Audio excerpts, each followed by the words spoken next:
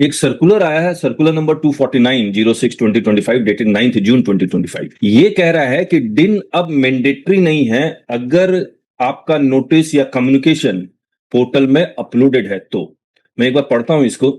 ये कह रहा है कि क्योंकि पोर्टल में अपलोडेड होता है, एक आरएफएन नंबर ऑलरेडी जनरेट होता है, इसीलिए हम आपको डिन मैंडेटरी नहीं होगा, क्योंकि आरएफएन है, आप चेक कर सकते हैं। Which notices are mandatory to be uploaded on the portal? DRC-01, DRC-07।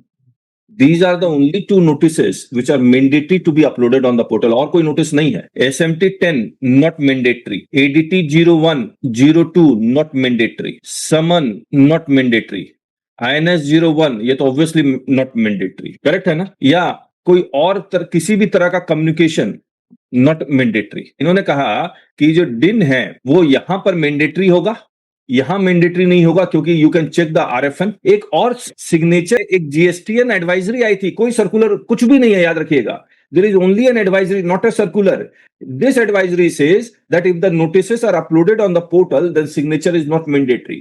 और एडवाइजरी आपको पता ही है कि दिस इज नॉट बाइंडिंग। तो इसका मतलब सिग्नेचर यहां मैंडेटरी हो गया। अब इसका कॉन्सिक्वेंसेस क्या है जरा समझिए। मुझे याद है हम लोग एक केस हैंडल कर रहे थे जहां पर DGGI uploaded a summon on the portal, और ये याद रखिएगा ये 9 जून से बहुत पहले है। मैं आपसे बात कर रहा हूं अप्रैल 2025, मई 2025, जहां पर DGGI मुझे कहता है कि समन क्योंकि हमने अपलोड कर दिया है पोर्टल पे, इसीलिए डिन मैंडेटरी नहीं है। We had challenge it. मैंने उस DGGI ऑफिसर से एक ही बात कही कि ऐसा कोई सर्कुलर अगर है तो दिखा दीजिए। वो जो सर्कुलर डिन का ओरिजिनली था वो विड्रॉ थोड़ी हुआ है। तो अब इसका मतलब 9 जून 2025 से पहले एवरी नोटिसेस विच रिक्वायर्ड डिन and is not having din or is having invalid din can still be challenged.